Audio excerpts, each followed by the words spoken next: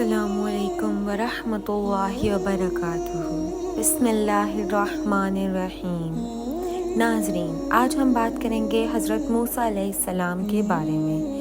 حضرت موسیٰ علیہ السلام اللہ تعالیٰ کے بہت بڑے رسول گزرے ہیں۔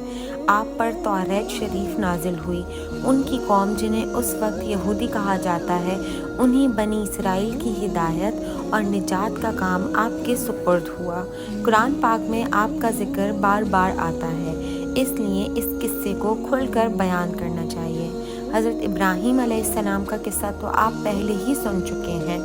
حضرت ابراہیم علیہ السلام کے 2 بیٹے بہت مشہور ہوئے ہیں، حضرت اسماعیل علیہ السلام اور حضرت اسحاق علیہ السلام۔ حضرت اسماعیل علیہ السلام مکہ مکرمہ میں ٹھہرے، جہاں حضرت ابراہیم علیہ السلام اور ان کی والدہ کے ساتھ آپ انہیں چھوڑ آئے تھے، جہاں ان کی اولاد خوب پھلی پھولی۔ انہی میں ہمارے رسول پاک جناب محمد رسول صلی اللہ علیہ وآلہ وسلم بھی پیدا ہوئے۔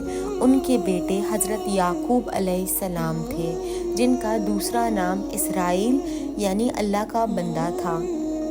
ان کی اولاد بنو اسرائیل کہلائی۔ یہ لوگ حضرت یوسف علیہ السلام کی وجہ سے مصر میں آباد ہو گئے تھے، جہاں کا قصہ آپ پہلے ہی سن چکے ہیں۔ جہاں وہ مصر یوں کہ 400 سال تک غلام بنے رہے۔ مصر پر اس زمانے میں قبطیوں کی حکومت تھی۔ ان کا بادشاہ فرعون کہلاتا تھا۔ یہ بنو اسرائیل پر طرح طرح کے ظلم کرتا تھا۔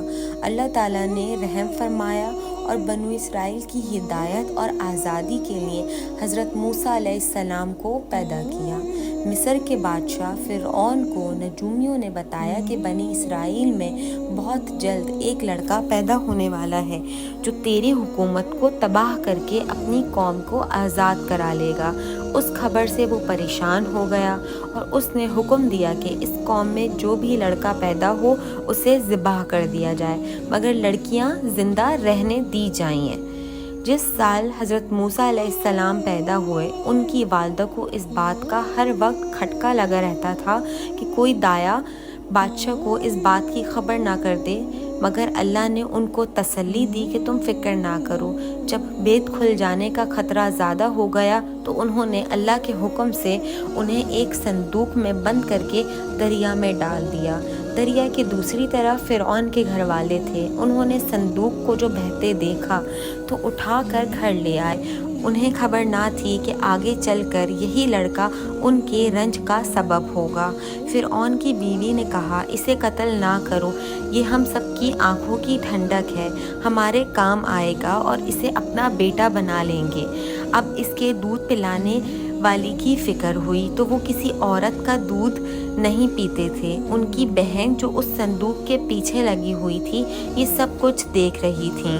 انہوں نے کہا کہ میں ایک انا کا پتہ دیتی ہوں جو اس کو پال لے گی اور اچھی طرح دیکھ بھال کر لے گی، اور انہوں نے حضرت موسیٰ علیہ السلام کی ماں کا پتہ بتایا۔